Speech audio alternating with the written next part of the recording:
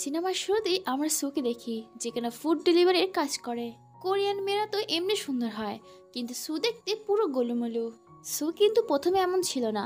সে তো ছিল অনেক স্মার্ট আর সুন্দর, আর কে পপের আইডল। তার তো অনেক ফ্যান ফলোয়িং ছিল। কিন্তু সুয়ের সাথে একটা পরিচালকের সম্পর্কের গুঞ্জন ছড়ায়, আর সেই স্ক্যান্ডালের চক্করে সু তার পজিশন হারিয়ে ফেলে। এমনকি তার ম্যানেজারও তাকে কাজ থেকে বের করে দেয়, আর সে অন্য কোথাও কাজ পায় না। এমনকি টাকার অভাবে তার বাড়িতেও তাকে ছাড়তে হয়। আর এই সব টেনশনের জন্য সে জাঙ্ক ফুড খেতে শুরু করে। আর বেশি জাঙ্ক ফুড খাওয়ার কারণে সু আজ এমন গোলুমলু হয়ে গেছে। এখন তার চেহারার এমন অবস্থা হয়ে গেছে যে তাকে তো কেউ চিনতেই পারে না। সে এখন টাকার জন্য ফুড ডেলিভারির কাজ করে। এরপরে দেখি সু যখন খাবার ডেলিভারি করতে যাচ্ছিল তখন তার টিভির উপর নজর পড়ে। আর সেখানে সে তার ক্রাশ ইয়ানজি আর তার দলের মেম্বার মিনমিনকে দেখতে পায়। তাদের দুজনকে একসাথে দেখে সবাই ভাবে তারা হয়তো বা ডেট করছে। আর এটা দেখে আমাদের সুয়ের মনটাও খারাপ হয়ে যায়। সু কান্না করতে করতে ব্রেসলেটের দিকে তাকায় আর ভাবে ইয়ানজি হয়তোবা তাকে বিশ্বাস করেনি। যাই হোক, এরপরে সু তার ডেলিভারি নিয়ে চলে যায়। অন্যদিকে আমরা এই সিনেমার হিরো হুয়াংকে দেখি, যে ছিল বিখ্যাত এন্টারটেনমেন্ট কোম্পানির সিইও। আর হুয়াং হের ক্রাশ ছিল মিনমিন। সে মিনমিনের অনেক বড় একজন ফ্যান। এখানে দেখি হুয়াং মিনমিনের একটা পোস্টার খুবই যত্ন করে রেখেছে, আর সেখানে সু ছিল আর তাদের দলের তৃতীয় মেম্বার লিজোবি। হুয়াং সেই পোস্টারটা নিজের কাছে রাখে আর বাড়িতে চলে যায়। অন্যদিকে দেখি সু সে তার ডেলিভারি নিয়ে হুয়াং এর বাড়িতে আসে। সু খাবার দেওয়ার জন্য হুয়াংকে ফোন করে, কিন্তু কেউ ফোন তোলে না। সু যখন দেখে দরজা খোলাই আছে, সে খাবার নিয়ে ভেতরে ঢুকে যায়। সু ভাবে সে খাবারটা টেবিলে রেখে চলে যাবে, কিন্তু সে যখন খাবারটা রাখতে যায় সেই খাবারটা যায় পড়ে। সে যখন খাবারটা সাজিয়ে আবার বাক্সের মধ্যে রাখছিল, ঠিক তখনই তার খাবারটার প্রতি লোভ জাগে। সে ভাবে একটা খেলে কেউ বুঝতে পারবে না, কিন্তু সে একটা একটা করে সব খেয়ে ফেলে। বেচারি সু সব তো খেয়েই ফেলেছে, তাই সে একটা সরি লেটার লিখে বলে যে আমি তোমার টাকাটা ফেরত দেবো। আর সে যখন এটা লিখে চলে যাচ্ছিল, ঠিক তখনই তার হুয়াংয়ের সাথে ধাক্কা লাগে। হুয়াং যখন সুয়ের এত বড় পেট দেখে, সে ভাবে সু হয়তোবা তার ঘরের জিনিসপত্র তার পেটের মধ্যে লুকিয়েছে। হুয়াং সুকে বলতে থাকে, তুমি আমার ঘর থেকে কি চুরি করেছো, তাই তো তোমার পেট থেকে বের করো। এটা শুনে সু বলে, স্যার আমাকে ভুল বুঝবেন না, আমি তো খাবার ডেলিভারি করতে এসেছিলাম। হুয়াং খাবারের ডিব্বা ফাঁকা দেখে বলে, কই আমার খাবার কই। তখন সু তার সরি লেটার দেখায়। ওটা দেখার পর হুয়াং বলে যে ঠিক আছে, তোমাকে টাকা দিতে হবে না, তুমি আমাকে এখনই রান্না করে খাওয়াও। সুয়ের রান্না করার খাবারের চেহারা দেখে হুয়াংয়ের তো পছন্দ হয় না, কিন্তু হুয়াং যখন খাবারটি খেতে শুরু করে তার খাবারটি খুবই টেস্টি লাগে। সে সুয়ের সামনে এমন ভাব করে যে খাবারটা খুবই নর্মাল। এর মধ্যে সু বলে যে কিচেনের অ্যাপ্রনে সে খাবার লাগিয়ে ফেলেছে। হুয়াং সেই অ্যাপ্রনটা ওয়াশিং মেশিনে রেখে আসতে বলে। যখনই সু সেখান থেকে চলে যায়, অমনি হুয়াং গবাগব সেই খাবারগুলো খেতে থাকে। আসলে এত টেস্টি খাবার সে তো কোনো রেস্টুরেন্টেও খায়নি। সু যখন ওয়াশিং মেশিনের পাশে যায়, সে দেখে সেখানে আরো অনেকগুলো জামা কাপড় ছিল ধোয়ার জন্য। হুয়াং এর খাবারগুলো খেয়ে ফেলার জন্য তার এতটাই গিল্টি ফিল হচ্ছিল যে সে ভাবে সেই জামা কাপড়গুলোও ধুয়ে দেবে। সু হুয়াং এর পকেটে একটা পোস্টার পায়, কিন্তু তখনই সেখানে হুয়াং চলে আসে আর সেই পোস্টারটা নিয়ে বলে, তুমি এখানে এখন অবধি কি করছো। সু বলে, আমার কাছে 1-2 ঘন্টা ফ্রি টাইম আছে, আমি ভেবেছিলাম এই জামাগুলো ধুয়ে দেবো। হুয়াং বলে, এটা তো খুবই ভালো কথা, তাহলে আয়রনটাও করে দিও। তখন সু বলে, এতটা সময় আমার কাছে হবে না, আমার কাজে যেতে লেট হয়ে যাবে। হুয়াং তাকে তার কাজের প্রাইসটা জিজ্ঞাসা করে, সেটা ছিল মাত্র 5 ইয়ান। হুয়াং বলে সে তাকে 100 ইয়ান দেবে যদি সে জামা কাপড়গুলো ধুয়ে আয়রন করে দেয়। সু রাজি হয়ে যায়। সেই হুয়াং এর জামা কাপড় ধুয়ে আয়রন করে সে যখন হুয়াং এর ঘরে সেটা রাখতে যায়, তখন সেখানে হুয়াং এর একটা সিক্রেট রুম পায়। সেখানে গিয়ে দেখে সারা বাড়ি শুধু মিনমিনের ফটো, আর সে বুঝতে পারে হুয়াং মিনমিনের অনেক বড় একজন ফ্যান। এরপরে তার নজর যায় ডট বটের দিকে, যেখানে তার ছবি লাগানো ছিল, আর ছবির উপরে অনেক ডটও লাগানো ছিল। আর এটা দেখে তো সু পুরো অবাক হয়ে যায়। এর মধ্যে সেখানে হুয়াং চলে আসে। হুয়াং তাকে জিজ্ঞাসা করে, তুমি এখানে কি করছো। সু বলে, আমি তো ভুল করে এখানে চলে এসেছি। আর সে এই ছবিগুলোর ব্যাপারে হুয়াংকে জিজ্ঞাসা করে। হুয়াং বলে, মিনমিনকে আমার খুবই পছন্দ, আর আমি মিনমিনকে যতটা পছন্দ করি ঠিক ততটাই ঘৃণা করি সুকে।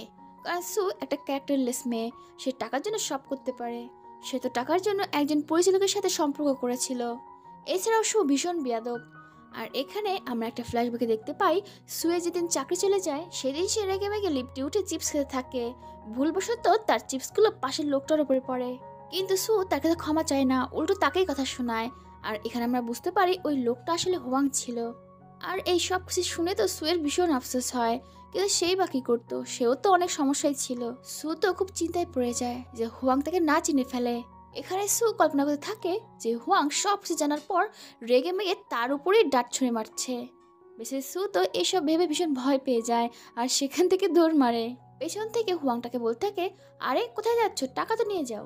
সু বলে, না না, আমার কাজে দেরি হয়ে যাচ্ছে।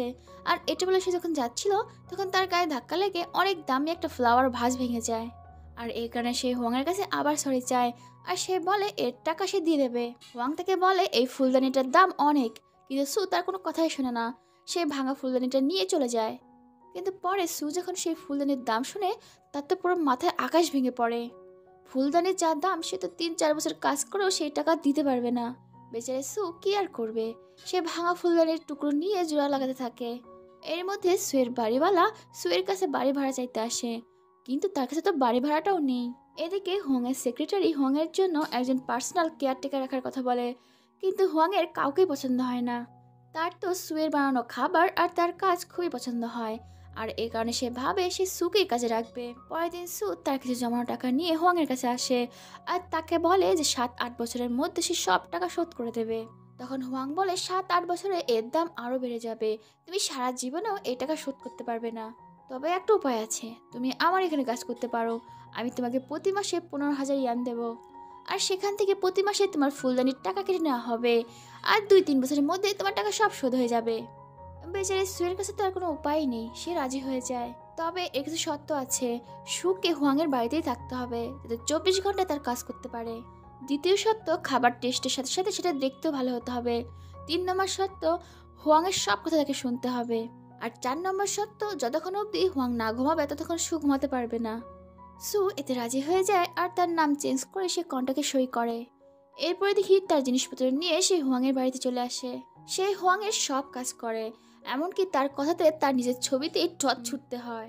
পরের দিন হুয়াং যখন ব্রেকফাস্ট করছিল ঠিক তখনই সে টিভিতে মিনমিনকে দেখে। হুয়াং তো মিনমিনকে এক নজরে দেখতে থাকে। সেই ইন্টারভিউতে আমরা ইয়ানজিকেও দেখি, সো তাকে এক নজরে দেখতে থাকে। রিপোর্টাররা যখন তাদের সম্পর্কের ব্যাপারে জিজ্ঞাসা করে তখন মিনমিন সেখানেই ইয়াংজিকে প্রপোজ করে দেয়। মিডিয়ার সামনে ইয়াংজি কিছু করার থাকে না, সে প্রপোজ অ্যাকসেপ্ট করে নেয়। এটা দেখে সু আর হুয়াং এই দুজনের মনেই ভেঙে যায়। সু তো কেঁদেই ফেলে। তাকে কান্না করতে দেখে হুয়াং বলে, কি হয়েছে? সু বলতে থাকে, আমি হচ্ছে একটা বোকা মেয়ে যে কিনা রাজকুমারকে ভালোবেসে ফেলেছে। সু ভেবেছিল হুয়াং হয়তো বা এই ব্যাপারটা নিয়ে তাকে নিয়ে মজা করবে, কিন্তু হুয়াং তাকে বুঝিয়ে বলে, ভালোবাসা কোনো অপরাধ নয়, তুমি ভালোবাসতেই পারো। হুয়াং তো তার চোখ মোছার জন্য টিস্যু দেয়। এদিকে সু রাগ করে টিভি বন্ধ করে ফেলে। কিন্তু হুয়াং তার ক্রাশ মিনমিনকে আরও দেখবে, আর এই কারণে সে সুয়ের হাত থেকে রিমোট নিতে যায়। আর রিমোট নিয়ে কাড়াকাড়ি করতে করতে একজন আরেকজনের উপরে পড়ে যায়। এখানে হুয়াং সুকে অনেক ভালো করে দেখতে থাকে, আর সে ভাবে এর চেহারা তো পুরো সুয়ের সাথে ম্যাচ করে যায়। কিন্তু একটু পরেই ভাবে এ কি করে সু হবে, এ তো কত মোটা, তাকে তো হুয়াং চিনতেই পারে না। এরপরে দেখি রাতে যখন সু বাজার করে আসে তখন হুয়াং এর গার্ডরা তাকে চিনতেই পারে না। তারা ভাবে সু হয়তো বা চোর। গার্ডের হাত থেকে বাঁচার জন্য সু দৌড় মারে, কিন্তু বেচারা যায় পড়ে, যার ফলে তার পা মুচকে যায়। এর মধ্যে সেখানে হুয়াং চলে আসে, আর এইসব দেখে সে গার্ডদের বকা দেয় আর সে সুকে কোলে তুলে নেয়। কিন্তু আমাদের সু ছিল তো অনেক মোটা, তার ভারে আমাদের হুয়াংয়ের তো পুরো পাদম পুদম বেরিয়ে যায়। এখানে হুয়াং এতটাই আস্তে চলছিল যে একটা বুড়ি তার থেকে হেঁটে আগে বেরিয়ে যায়। এটা দেখে সু বলে, আমাকে নামিয়ে দাও, তুমি আমাকে পারবে না। কিন্তু হুয়াং বলে, আমি পুরুষ মানুষ, আমি সব কিছু পারি। আর এটা বলে তাকে নিয়ে হাঁটতে থাকে। কিন্তু একটুখানি চলার পরেই দুজনে ধারাম করে রাস্তার মাঝখানে পড়ে যায়। আর পড়েছে তো পড়েছে, সু পুরো হুয়াংয়ের উপরে গিয়ে পড়ে। শুধুমাত্র তাই নয়, সু যখন উঠতে যায় সে ধারাম ধারাম ধারাম করে 3বার হুয়াংয়ের উপর পড়ে। আর সুয়ের ওজনে বেচারা হুয়াংয়ের যায় কোমর ভেঙে। এখন কে আর কাকে নেয়, উল্টো সুই হুয়াংকে ধরে ঘরে নিয়ে যায়। সারা রাত হুয়াংয়ের দেখাশোনা করতে করতে সু সেখানে হাত পা ছড়িয়ে শুয়ে পড়ে। পরের দিন যখন সুকে সেখানে দেখে হুয়াং ভীষণ খুশি হয় যে তাকে দেখার মতো কেউ তো আছে। এর মধ্যে হুয়াংয়ের মা হুয়াংকে জানায় যে অফিসে তার জন্য একটা মেয়ের সাথে তার ডেট ফিক্স করেছে। হুয়াং সেখানে সুকেও নিয়ে যায়। এরপরে দেখি যে মেয়েটি হুয়াংয়ের সাথে দেখা করতে এসেছে সেই মেয়েটি সুয়ের গ্রুপের 3 নম্বর মেম্বার, যার নাম লিজা। লিজাকে দেখে তো সে ভীষণ ঘাবড়ে যায়। লিজা যাতে তাকে চিনতে না পারে তার জন্য সে বারবার চুল দিয়ে মুখ লুকাচ্ছিল। এদিকে সুকে দেখে লিজারও মনে হয় সে একে কোথায় যেন দেখেছে। আর সে যখন তার দিকে খুব ভালো করে তাকায় তখন সে বুঝে যায় এটা সু।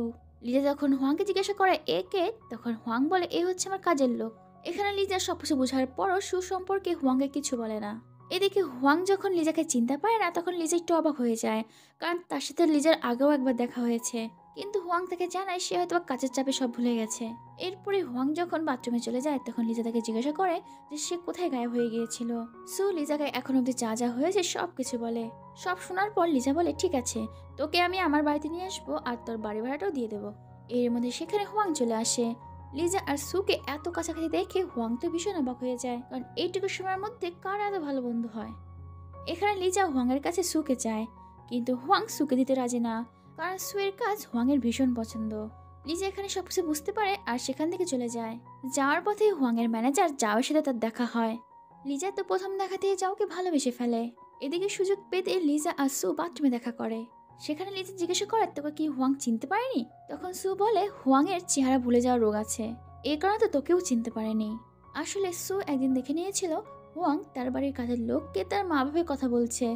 এছাড়া সে ডাস্টবিনে হুয়াংয়ের মেডিকেল রিপোর্টও পেয়েছে। এরপর সু যখন অফিস ঘুরে ঘুরে দেখছিল তখন তার নজর পড়ে তার ক্রাশ ইয়ানজির ছবির উপরে। আর সে যখন একটা রুমে যায় সে দেখে ইয়ানজি সেখানে গিটার বাজাচ্ছে। ইয়ানজিকে দেখে সে সেখান থেকে চলে যাচ্ছিল, তবে ইয়ানজি তার হাত ধরে ফেলে। এখানে সু আগেই মাস্ক পরে নিয়েছিল।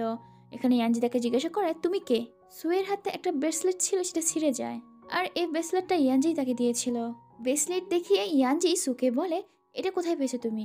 এখানে সু বলে আসলে আমি সুয়ের অনেক বড় একজন ভক্ত, সুই আমাকে দিয়েছিল। আর কিছু বলার আগেই সেখানে হুয়াং এসে ইয়ানজিকে ধাক্কা দিয়ে সরিয়ে দেয়। সে ইয়ানজিকে বলে তুমি এর থেকে দূরে থাকবে, মিনমিনের বয়ফ্রেন্ড। হুয়াং যখন নিজের হাত ধরে সেখান থেকে নিয়ে যাচ্ছিল তখন তার লিজার সাথে দেখা হয়। সে লিজাকে বলে তোমাকে আমার পছন্দ হয়নি। এদিকে লিজাও তাকে বলে আমারও পছন্দ হয়নি। এদিকে গাড়িতে সু তার ভাঙা ব্রেসলেটের দিকে তাকিয়েছিল, আর সামান্য একটা ব্রেসলেটের জন্য মন খারাপ দেখে হুয়াং রাগ করে সেই ব্রেসলেটটা বাইরে ফেলে দেয়। এটা দেখে সু হুয়াংকে অনেক কথা শোনায়। হুয়াংও রাগ করে সুকে গাড়ি থেকে নেমে যেতে বলে। যেহেতু হুয়াং এর ক্রাশ মিনমিনের সাথে ইয়ানজির সম্পর্ক আছে, আর তাই সে জেলাসির জন্য ইয়াংজির কোনো জিনিস সে রাখতে চায় না। এদিকে সু পাগলের মতো সে ব্রেসলেটটা খুঁজতে থাকে। এখানে তার মনে পড়ে এক জন্মদিনে ইয়ানজি তাকে এটা গিফট করেছিল। ব্রেসলেটটি না পেয়ে বেচারি সেখানেই কান্না শুরু করে দেয়। অনেকক্ষণ পরে হুয়াং যখন জানতে পারে সু এখনো ব্রেসলেট খুঁজছে তার খুবই খারাপ লাগে। সেও সেখানে গিয়ে ব্রেসলেট খুঁজতে থাকে। ব্রেসলেট খুঁজতে দেখে হুয়াংকে সু ধন্যবাদ দেয়, কিন্তু হুয়াং মুখ বাঁকিয়ে বলে আমি এখানে কিছু খুঁজতে আসিনি, আমি তো বাইরের হাওয়া খেতে এসেছিলাম। ব্রেসলেট খুঁজতে খুঁজতে সু একটা আরশোলা দেখতে পায়, আর আরশোলা দেখে ভয়ে সু এক লাফে হুয়াং এর কোলে উঠে পড়ে। এখানে দুজনের মনে সামথিং সামথিং হতে থাকে, কিন্তু কিছু হওয়ার আগে সেখান থেকে সু নেমে পড়ে। এখানে সু হুয়াংকে জিজ্ঞাসা করে তুমি লিজাকে কেন চিনতে পারলে না? হুয়াং বলে এমনি। এটা শুনে সু বলে আমি জানি তোমার ফেস ব্লাইন্ড রোগ আছে, তুমি চেহারা ভুলে যাও। এখানে হুয়াং সুয়ের পিছনে দৌড়ে গিয়ে বলে এটা কিন্তু কাউকে বলো না। এর পরের দিন দেখি হুয়াং এর ম্যানেজার এসে বলে ইয়ানজি সুয়ের সাথে দেখা করতে চেয়েছে। এটা শুনে তো হুয়াং ভীষণ রেগে যায় আর বলে সু কার সাথে দেখা করবে না। আর সে তো সুকে তার সাথেই অফিসে নিয়ে যায়, কারণ তার ভয় ছিল সে যদি পিছন থেকে ইয়ানজির সাথে দেখা করে। কিন্তু হুয়াং সে সুকে বাহানা দেয় আমি তোমাকে অফিসে নিয়ে যাচ্ছি কারণ আমি চাই তুমি অফিসের কাজ শেখো। তুমি কি সারা জীবন এই মেয়েদের কাজই করবে নাকি? যদি ভালো করে কাজ শিখতে পারো তাহলে অফিসেই তোমাকে কাজ দিয়ে দেবো। অন্যদিকে ইয়ানজি যখন প্র্যাকটিস করছিল তখন তাকে ফোন করে জানানো হয় হুয়াং সুয়ের সাথে দেখা করতে না করেছে। এটা শুনে ইয়ানজি বলে আমাকে যে করে হোক ওই মেয়েটির সাথে দেখা করতে হবে, কারণ একমাত্র ওই মেয়েটি আমাকে সুয়ের কাছে নিয়ে যেতে পারে। এর মধ্যে সেখানে মিনমিন চলে আসে আর ইয়ানজিকে জিজ্ঞাসা করে তুমি কোন মেয়ের সাথে দেখা করার কথা বলছো? ইয়ানজি তাকে কিছুই বলে না। এটা দেখে মিনমিন বলে আমরা এখন গার্লফ্রেন্ড বয়ফ্রেন্ড, আমাদের মধ্যে কিছু লুকানো ঠিক হবে না। কিন্তু ইয়ানজি তারপরে তাকে কিছু না বলে সেখান থেকে চলে যায়। এটা দেখে মিনমিন তার ম্যানেজারকে ফোন করে বলে তুমি খোঁজ নাও যে ইয়ানজি কার সাথে দেখা করতে যাচ্ছে। অন্যদিকে দেখি সু ভীষণ খুশি, কারণ হুয়াং তাকে একটা ব্রেসলেট গিফট করেছে। আসলে সে ইয়ানজির দেওয়া ব্রেসলেট তার খুঁজেই পায়নি। হুয়াং তাকে এটাও প্রমিস করেছে সে তাকে আর বিরক্ত করবে না। তারা যখন অফিসে পৌঁছায় দেখে অনেক লোক জমা হয়েছে তাদের আইডলকে দেখার জন্য। এখানে সুয়ের মনে পড়ে যায় সে যখন আইডল ছিল তখন এরকম ভাবে তার সাথে দেখা করার জন্য অনেক লোক থাকতো আর সে অটোগ্রাফ দিত। সু অফিসের বাইরে মিনমিনের ছবি দেখে আর বুঝতে পারে এখানে মিনমিন আসবে, আর এর মধ্যে সেখানে মিনমিন চলে আসে। মিনমিনকে দেখে তো সু পুরো বাথরুমে চলে যায়, কিন্তু যেখানে বাঘের ভয় সেখানেই তো সন্ধ্যা হয়। মিনমিন বাথরুমে চলে আসে। বেচারা সু তো এটা ভেবে ভয় পাচ্ছিল মিনমিন হয়তো তাকে চিনে ফেললো, কিন্তু না, সুকে দেখার পরও মিনমিন তাকে চিনতে পারে না। সু এটা ভাবে যাক বেঁচে গেলাম, আমি এতটাই মোটা হয়ে গেছি যে মিনমিন আমাকে চিনতেই পারেনি। অন্যদিকে হুয়াং এর ম্যানেজার বুঝে যায় এটাই সিঙ্গার সু। সে যখন এই কথা হুয়াংকে বলতেই যাবে ঠিক তখন সেখানে লিজা চলে আসে আর তাকে রিকোয়েস্ট করে এই কথা যেন হুয়াংকে না জানায়। অন্যদিকে সু যখন হুয়াং এর পার্টিতে ঢুকতে যায় কিন্তু গার্ড তাকে ঢুকতে দেয় না। আর ঠিক তখনই সেখানে মিনমিন চলে আসে আর সুকে পার্টিতে যেতে সাহায্য করে। এরপর মিন যখন হুয়াং এর সাথে দেখা করে, বেচারা হুয়াং এর তো ভুলে যায় রোগ আছে, তাই সে মিনমিনকে চিনতেই পারে না।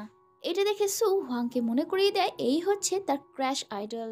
আর হুয়াং এর সবকিছু মনে পড়ার পর সে শুধুমাত্র পুরো পার্টিতেই মিনমিনের সাথেই কথা বলে। মিনমিনের সাথে কথা বলার পর হুয়াং সুকে বলে, আজকে নিশ্চিত মিনমিন আমাকে পছন্দ করেছে। আর পছন্দ করবেই বা না কেন, আমার কাছে এত টাকা আছে, আর দেখতেও তো খুব সুন্দর, তাই না? এর মধ্যে মিনমিনের চিৎকার শুনতে পায়। তার যখন সেখানে যায় দেখে মিনমিনের ম্যানেজারের হাত পুড়ে গেছে। আর আজ মিনমিনের কুকিং শো এর হেল্পার হিসেবে তার ম্যানেজারই কাজ করতো। এটা দেখে তো মিনমিন খুবই চিন্তায় পড়ে যায় যে তাকে এখন কে সাহায্য করবে। এটা দেখে হুয়াং সুকে মিনমিনকে সাহায্য করতে বলে, কিন্তু আমাদের সু তো না করে দেয়, কারণ সে ক্যামেরার সামনে আসতে চাইছে না। কিন্তু হুয়াং সুকে বলে, তুমি যদি মিনমিনকে সাহায্য করো তাহলে এর জন্য তোমাকে আমি অনেকগুলো টাকা দেবো। শুধুমাত্র তাই নয়, তোমাকে আমি কন্ট্রাক্ট থেকেও মুক্তি করব। এটা শুনে সু রাজি হয়ে যায়, কিন্তু সে একটা শর্ত রাখে, সে ক্যামেরায় মুখ দেখাবে না। আর এরপরে দেখি কুকিং শো এর শুট শুরু হয়ে যায়। সেখানে সু মিনমিনকে সাহায্য করে, কিন্তু পুতুলের মুখোশ পরে। এদিকে মিনমিন যখন সেখানে রান্না করা স্যুপ মুখে দেয় তার গলা যন্ত্রণা শুরু হয়। মিনমিন এখানে বলতে থাকে এই খাবারে নিশ্চিত কিছু মেশানো হয়েছে। এখানে মিনমিন অসুস্থ হয়ে যাওয়ায় হুয়াং তাকে সেখান থেকে কুলে করে নিয়ে যায়। আর মিডিয়ার লোকরা তো সুকে দোষী ভাবে। হসপিটালে মিনমিনের সেক্রেটারি হুয়াংকে বলে ওই স্যুপে বাদাম মেশানো ছিল, আর মিনমিনের বাদামে অ্যালার্জি, নিশ্চিত সুই মিশিয়েছে। এখানে মিনমিন বলে সু হয়তোবা জেনে শুনে মেশায়নি। হুয়াং বাড়িতে গিয়ে সুকে জিজ্ঞাসা করে তুমি এটা কেন করেছো। আসলে তুমি মিনমিনকে হিংসা করো, কারণ তোমার ক্রাশ ইয়ানজির গার্লফ্রেন্ড হচ্ছে মিনমিন। হুয়াং এর এই কথা শুনে সু ভীষণ কষ্ট পায়, কারণ সে ভেবেছিল আর কেউ বিশ্বাস করুক বা না করুক হুয়াং তাকে বিশ্বাস করবে। বেচারে সু সে তো রুমে গিয়ে কান্না করতে শুরু করে। কিন্তু পরের দিন হুয়াং কোনোভাবে জানতে পারে কুকিং শোয়ে মিনমিন নিজেই বাদাম মিশিয়েছিল। আর এটা জানার পর তো হুয়াং এর ভীষণ রাগ হয়। অন্যদিকে সু ইয়ানজির একটা চিঠি পায়, তাকে পার্কে দেখা করতে বলেছে। সু যখন পার্কে যায় সে দেখে সেখানে ইয়ানজি নেই, মিনমিন আছে। মিনমিনকে দেখে সু যখন সেখান থেকে চলে যাচ্ছিল তখন পেছন থেকে মিনমিন বলে, কি ব্যাপার সু, কোথায় যাচ্ছ? মিনমিনের মুখে নিজের নাম শুনে সু তো ভীষণ অবাক হয়ে যায়। মিনমিন বলে, অবাক হওয়ার কিছু নেই, আমি তোমাকে প্রথম দিনই চিনে গিয়েছিলাম, আর কুকিং শোতে আমিই তোমাকে ফাঁসিয়েছিলাম। সু বলে, তুমি এমনটা কেন করেছো, আমি তো তোমার বন্ধু। মিনমিন বলে, বন্ধু? কিসের বন্ধু? আমি কখনোই তোমার বন্ধু ছিলাম না। আমি তোমাকে ঘৃণা করি, কারণ আমরা যখন একসাথে কাজ করতাম শুধুমাত্র সবাই তোমাকেই ভালোবাসতো। অন্যদিকে হুয়াং যখন সুয়ের কাছে ক্ষমা চাইতে যায় সে দেখে সু বাড়িতে নেই। সে যখন ইয়ানজি চিঠি দেখে সে তো পার্কে দৌড়ায়। অন্যদিকে মিনমিন সুকে বলে দেয় পরিচালকের সাথে সুয়ের যে বদনামটা হয়েছিল সেটা তো সেই করিয়েছে। আর এখানে আমরা অতীতের একটা দৃশ্য দেখতে পাই, সেখানে মিনমিনকে একটা পরিচালকের কাছ থেকে স্ক্রিপ্ট আনার কথা ছিল, কিন্তু মিনমিন সুকে বলে তার শরীরটা খুবই খারাপ লাগছে, সুজেন পরিচালকের কাছ থেকে সেই স্ক্রিপ্টটা নিয়ে আসে। তারই মধ্যে মিনমিন সেখানে মিডিয়ার লোকদের ডেকে নেয়, আর সেই বদনামের কারণে সুয়ের পুরো ক্যারিয়ারটাই নষ্ট হয়ে যায়। এটা শুনে তো সু ভীষণ রেগে যায় আর মিনমিনকে একটা চড় মারে, কিন্তু মিনমিন সুয়ের গাল জোরে চেপে ধরে বলে, আমি এখানেও মিডিয়াকে ডেকেছি, সবাইকে আমি বলে দেবো এটাই আসল সু, যেখানে এখন মোটা হয়ে গেছে। আর সু আবারও ফিরে এসছে আমার নাম খারাপ করার জন্য, আর আমাকে মারতেও চেয়েছিল। এর মধ্যে সেখানে হুয়াং চলে আসে আর সুকে চিঠিখানা দেখিয়ে বলে, তোমাকে আমি ইয়ানজির সাথে দেখা করতে না করেছিলাম, তারপরও কেন এখানে এসেছো? হুয়াংকে দেখেই তো মিনমিন নাটক শুরু করে দেয়। মিনমিন বলতে থাকে সু আমাকে মেরেছে আর আবার মারার চেষ্টা করেছিল, আমার তো এখন ওকে দেখেই ভয় লাগছে। এখানে হুয়াং ক্ষমা চাইতে বলে, কিন্তু সু ক্ষমা চায় না, কারণ সে তো কোনো অপরাধী করেনি। তখন হুয়াং মিনমিনকে বলে, আমি তোমাকে সুয়ের কাছে ক্ষমা চাইতে বলছি। হুয়াং এর এই কথা শুনে তো দুজনেই অবাক হয়ে যায়। এখানে মিনমিন হুয়াংকে বলতে থাকে, তুমি নাকি আমাকে খুব পছন্দ করো, তাহলে এমনটা কেন বলছো? এতে হুয়াং বলে, হ্যাঁ আমি তোমাকে পছন্দ করতাম, কিন্তু এখন আর করি না। যারা মিথ্যেবাদী আর দুমুখ তাদের হুয়াং একদম পছন্দ করে না। আর এখানে হুয়াং এটাও বলে সে জেনে গেছে কুকিং শোয়ের দিন মিনমিন সুকে ফাঁসিয়েছে, আর সে অকারণে সুয়ের উপরে সন্দেহ করেছিল। সু তো অনেক ইনোসেন্ট, অনেক ভালো একটা মেয়ে। হুয়াংকে তার পাশে এভাবে দাঁড়াতে দেখে সুয়ের খুবই ভালো লাগে, আর হুয়াংয়ের জন্য তার মনে লাড্ডু ফুটতে শুরু করে। আর এখানে সু বুঝতে পারে সে হুয়াংকে ভালোবেসে ফেলেছে। রাতে হুয়াং সুকে জিজ্ঞাসা করে ভালোবাসা কি। সু বলে, ভালোবাসা এমন একটা জিনিস, তুমি যাকে ভালোবাসো সবসময় শুধু তার কথাই মনে পড়ে, শুধুমাত্র তার টেনশনই মাথায় ঘুরতে থাকে, তাকে ছেড়ে থাকার কথা এক মুহূর্তও ভাবা যায় না। সব শুনে হুয়াং বুঝতে পারে এই সব কিছুই তো সে মিনমিনের জন্য কখনোই অনুভব করেনি, সে তো সুর জন্য এসব অনুভব করে। হুয়াং মুস্কি সে সুকে কিস করতে যায়, কিন্তু সু করে না। সু বুঝে যায় হুয়াং তাকে ভালোবেসে ফেলেছে, কিন্তু সু আসল সত্য না বলে এই রিলেশনে আসতে চায় না। এখানে সু সাহস করে হুয়াংকে সব বলে দেয়, কিন্তু আমরা দেখি হুয়াং তো কিছু শোনার আগেই ঘুমিয়ে গেছে। সু মুচকি হেসে হোয়াংয়ের দিকে তাকিয়ে সেখানেই ঘুমিয়ে যায়। কিন্তু একটু পরে হোয়াংয়ের ঘুম ভেঙে যায়। সুকে সেখানে ঘুমিয়ে থাকে দেখে হোয়াং তাকে কোলে করে ভেতরে নিয়ে যায় আর সুকে শোয়াতে গিয়ে একটা কিস হয়ে যায়। প্রথম কিস হয়ে যাওয়ার জন্য তো হোয়াং ঝটকা দিয়ে পিছনে সরে যায়, কিন্তু একটু পরে সুকে সে আবারও কিস করে আর একটু পরে আবারও কিস করে আর মনে মনে ভাবতে থাকে ওয়াও অনেক মজার একটা জিনিস তো। আর সারা রাত সে সুকে হা করে দেখতে দেখতে ঘুমিয়ে পড়ে। বন্ধুরা তোমাদের জন্য একটা কুইজ, এটা কোন নায়কের ছোটবেলার ফটো? যদি বুঝতে পারো তাহলে কমেন্টে জানাও। পরের দিন সকালে হোয়াং ঘুম থেকে উঠে দেখে সু বাড়িতে নেই। সু একটা নোটে লিখে গেছে না বলে যাওয়ার জন্য সরি, আর আমি 3 মাস পরে ফিরে আসবো।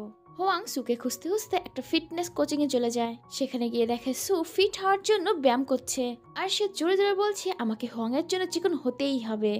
আর যখন হোয়াং বুঝতে পারে সু তার জন্য চিকন হচ্ছে সে তো ভীষণ খুশি। এরপরে হোয়াং সুয়ের জন্য 3 মাস অপেক্ষা করে। সে নিজের কাজ নিজেই করে আর প্রতিদিন ক্যালেন্ডারে দাগ দিয়ে রাখে। দেখতে দেখতে 3 মাস কেটে যায়। আজ সুয়ের ফিরে আসার কথা, তাই হোয়াং বাড়িটিকে খুব সুন্দর করে সাজায়। কিন্তু সেই দিন অনেকক্ষণ অপেক্ষা করার পরেও সু আসে না। অন্যদিকে দেখি সু পুরো আগের মতো হয়ে গেছে। সুয়ের বান্ধবী লিজা সুকে একটা পার্টিতে নিয়ে যায়। সেই পার্টিতে সুয়ের ক্রাশ ইয়ানজিও ছিল। তার তো সুকে খুব চেনা চেনা লাগে, কিন্তু মাস্কের জন্য সে চিনতে পারে না। অন্যদিকে দেখি হোয়াংও সেই পার্টিতেই এসেছে। সেই পার্টিতে গিয়ে ইয়ানজি আর সু যেখানে দাঁড়িয়েছিল সেখানে গিয়ে দাঁড়ায়। ইয়ানজি আর হোয়াং এর হাত থেকে বাঁচার জন্য সু সেখান থেকে চলে যায়, কিন্তু হোয়াং তার পিছু পিছু যায় আর তার সাথে ফ্ল্যাটিং করতে থাকে।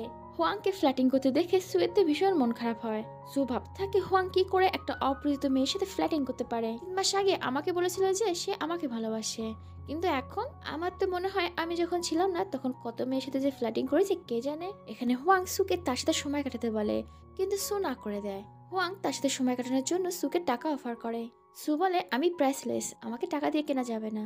এটা শুনে হোয়াং মুচকি হেসে সুকে তার কাছে টেনে নিয়ে বলে আমার ঘরে অনেক দামি দামি ফুলদানি আছে, তুমি সেগুলো ভাঙতে পারো। তার কথা শুনে সু তো ভীষণ অবাক, তার মানে হোয়াং তাকে চিনে ফেলেছে। হোয়াং সুকে নিচে নিয়ে যায় আর তার সাথে নাচতে থাকে। সু হোয়াংকে জিজ্ঞাসা করে তুমি তো চেহারা চিনতে পারো না, তাছাড়া আমি তো আগের চেয়ে অনেক চিকন হয়ে গেছি আর মাস্কও পরে আছি, তাও কি করে আমাকে চিনতে পারলে? হোয়াং বলে আমার যত রোগী থাকুক না কেন আর তুমি মোটা থেকে যতই চিকন হও না কেন, আমি তোমাকে ঠিক চিনতে পারবো, কারণ তুমি আমার হৃদয়ে থাকো। এর মধ্যে সেখানে মিনমিন চলে আসে আর সবাইকে বলতে থাকে হোয়াং তাকে কি করে ইন্ডাস্ট্রি থেকে বের করে দিয়েছে। হোয়াংও সবাইকে বলে দেয় যে মিনমিন কত মিথ্যাবাদী, আর মিনমিন কুকিং শোতে যা যা করেছে সব বলে দেয়। মিনমিন যখন দেখে তার নাটকে আর কোনো কাজ হচ্ছে না, উল্টো সেই ফেসে যাচ্ছে, তখন সে জোর করে সুয়ের মাস্ক খুলে দেয় আর সবাইকে বলে এটাই আসল সু, যেখানে এতদিন লুকিয়েছিল। সুকে দেখে তো হোয়াং ভীষণ অবাক, সে হাত ধরে সুকে বাড়ি নিয়ে যায়। সে সুকে বলে তুমি প্রথম দিন থেকে আমাকে ধোকা দিচ্ছ তাই না? সু হোয়াংকে বোঝানোর চেষ্টা করে সে আজই সব সত্যি তাকে বলতো, কিন্তু হোয়াং সুয়ের কোনো কথাই বিশ্বাস করে না। উল্টো তাকে বলে তুমি আমাকে ধোকা দিয়েছ, তুমি আমার মাধ্যমে এই ইন্ডাস্ট্রিতে আসতে চেয়েছিলে তাই না? আর এটা বলে সে সুকে জোর করে কিস করে। সু রেগে গিয়ে হোয়াং একটা চড় মারে আর গাড়ি থেকে বেরিয়ে যায়। আমি তো এটাই বুঝতে পারছি না, রাগ হয়েছে তো হয়েছে, এতে জোর করে কিস করার কি হলো? অন্যদিকে দেখি লিজা আর হোয়াং এর ম্যানেজার হোয়াংকে বোঝানোর চেষ্টা করে আর এখনো অব্দি সুয়ের সাথে যা যা হয়েছে আর কেন হয়েছে সবকিছু হোয়াংকে বলে। অন্যদিকে দেখি সু যখন বৃষ্টিতে ভিজছিল তখন ইয়ানজি ছাতা নিয়ে আসে আর তার কোটটা সুকে দিয়ে বলে আমি সরি তোমাকে তখন বিশ্বাস না করার জন্য, আর হোয়াং যেটা তোমার সাথে করলো ওটা একদম ঠিক করেনি। এটা শুনে সু বলে হোয়াং অনেক ভালো একটা মানুষ, যখন তাকে কেউ বিশ্বাস করেনি তখন সেই তাকে বিশ্বাস করেছিল। এর মধ্যে সেখানে হোয়াং, লিজা আর তার ম্যানেজার চলে আসে। সুকে ইয়ানজির সাথে দেখে তা তো মাথা গরম হয়ে যায়, সে তো ইয়ানজিকে মারতেই যাচ্ছিল, কিন্তু হোয়াং এর ম্যানেজার হোয়াংকে আটকায়। এদিকে হোয়াং সুকে বলে চলো বাড়ি চলো। সু এখনো হোয়াং এর উপর রেগেছিল, তাই সে তার সাথে যায় না। এটা দেখে হোয়াং এর খুব রাগ হয় আর সুকে অনেক কিছু শুনিয়ে সেখান থেকে চলে যায়। এদিকে লিজা সুকে তার বাড়িতে নিয়ে আসে আর তাকে বলে তুমি ইয়ানজি থেকে দূরেই থেকো, যখন তোমার খারাপ সময় ছিল তখন তো সে তোমাকে বিশ্বাস করেনি, আর এখন এসে ভাব করতে তুমি শুধুমাত্র হোয়াং এর কথা ভাবো। অন্যদিকে হোয়াং এখনো রেগেছিল যে সু এখনো ইয়ানজির সাথেই আছে, কিন্তু ম্যানেজার হোয়াংকে বলে লিজার সাথে সু গেছে। এটা শোনার পর হোয়াং এর একটু ভালো লাগে, কিন্তু তারা দুজন একে অপরের প্রতি এখনো রেগেছিল। আর এই রাগের চক্করে 1 মাস কেটে যায়, তারা এখনো একে অপরের সাথে কথা বলে না। এরপর দেখি সু যখন ড্রামার শুটিং করছিল সেখানে হোয়াং চলে আসে তার সাথে কথা বলার জন্য, কিন্তু সু এখনো তার উপরে রেগেছিল, তাই তার সাথে কথা বলে না। অন্যদিকে হোয়াংও নাছরবান্ধা, সে সুয়ের সাথে কথা বলবেই বলবে, আর এই কারণে হোয়াং সেই ড্রামাতে ছোট্ট একটা রোল নিয়ে অ্যাক্টিং শুরু করে। এদিকে দেখি শুটিংয়ের মাঝে ইয়ানজি আসে আর সুকে বলে প্লিজ আমাকে ক্ষমা করে দাও, আমি তোমার সাথে আবারও ফ্রেন্ডশিপ করতে চাই। কিন্তু সু বলে আমি অন্য একজনকে পছন্দ করি, তাই আমি তোমার সাথে কোনো যোগাযোগই রাখতে চাই না। শুটিং শেষে সু যখন বসেছিল তখন তার পাশে হোয়াং আসে আর সুয়ের কাছে ক্ষমা চায়। এখানে সু হোয়াংকে ক্ষমা করে দেয়, কারণ তারা দুজনেই একে অপরকে ছাড়া থাকতে পারছিল না। তারা দুজনেই একে অপরকে প্রপোজ করে যখন কিস করতে যাবে তখনই সু অজ্ঞান হয়ে যায়, কারণ সুয়ের খুবই জ্বর ছিল। এরপরে হসপিটালে সুয়ের যখন জ্ঞান ফিরে তখন হোয়াং সাথে সাথে তাকে কিস করতে থাকে। মেয়েটা হোয়াংয়ের তো মনে হচ্ছে সহ্যই হচ্ছিল না। আর এটা যখন ইয়ানজি দেখে সে বুঝতে পারে সু হোয়াংয়ের সাথে ভালো থাকবে, তাই সে সুয়ের জীবন থেকে চলে যায়। অন্যদিকে দেখি হোয়াং তার কোম্পানিতে সুকে কাজ করতে বলে, কিন্তু সু বলে সে নিজের দক্ষতায় কাজ করতে চায়। শুধুমাত্র তাই নয়, হোয়াং সুকে দামি গাড়ি সহ আরও অনেক দামি দামি গিফট পাঠায়। সুয়ের তো এগুলো একদম পছন্দ হচ্ছিল না যে কারো কাছ থেকে এত দামি দামি জিনিস নেওয়া, তাই সে লিজাকে সব কিছু বলে। লিজা বললে তোদের সম্পর্ক নতুন নতুন শুরু হয়েছে, এখনই না করিস না, পরে তুইও গিফট দিয়ে দিস, তাহলেই হয়ে যাবে। অন্যদিকে দেখি বাড়িওয়ালা সুকে বাড়ি ছেড়ে দিতে বলে, কারণ সে বাড়িটা বিক্রি করে ফেলেছে। এটা শুনে তো সুয়ের ভীষণ রাগ হয়, কারণ কোনো নোটিশ না দিয়ে সে কি করে বাড়ি বিক্রি করে। সু বুঝতে পারছিল না সে এখন কোথায় থাকবে। এর মধ্যে সেখানে হোয়াং চলে আসে আর সুকে বলে যেন সে তার বাড়িতে থাকে। আর এখানে আমরা জানতে পারি হোয়াংই ওই বাড়িটা কিনেছে, যাতে সে সুকে তার বাড়িতে নিয়ে যেতে পারে। আর এরপরে দেখি হোয়াং আর সু দুজনে অনেক ভালো সময় কাটায়। অন্যদিকে দেখি সুয়ের অ্যাসিস্ট্যান্ট সিঙ্গার হিসেবে একটা কাজ আসে, আর সেই শোয়ের প্রধান সিঙ্গার ছিল মিনমিন। মিনমিনের গান শোনার জন্য অনেক লোক আসে, কিন্তু মিনমিনের গান কারো পছন্দ হয় না। আসলে মিনমিন গান গাওয়ার সময় অটোটিউন ব্যবহার করে। গান পছন্দ না হয় দর্শকরা তো একজন একজন করে চলে যাচ্ছিল। এটি দেখে তো মিনমিনের খুব রাগ হয় আর সেখান থেকে সে চলে যায়। শোটা বরবাদ হয়ে যাচ্ছে দেখে সেখানকার আয়োজকরা সুকে গান গাইতে বলে। সু গান গাইতে শুরু করে আর তার মিষ্টি গান শুনে সবাই আবার চলে আসে। যদিও সেই শোটা মিনমিনের জন্য ছিল, কিন্তু শেষ অবধি সেটা সুয়ের হয়ে যায়। অনেকে দেখি সুয়ের পুরনো ম্যানেজার তাদের তিনজনকে একসাথে গান গাইতে বলে। যদিও প্রথমে সু না করে দেয়, কিন্তু লিজার কথা ভেবে সে আবার রাজি হয়। আর এরপর দেখি তাদের তিনজনের গ্রুপটা খুব তাড়াতাড়ি অনেক ফেমাস হয়ে যায়।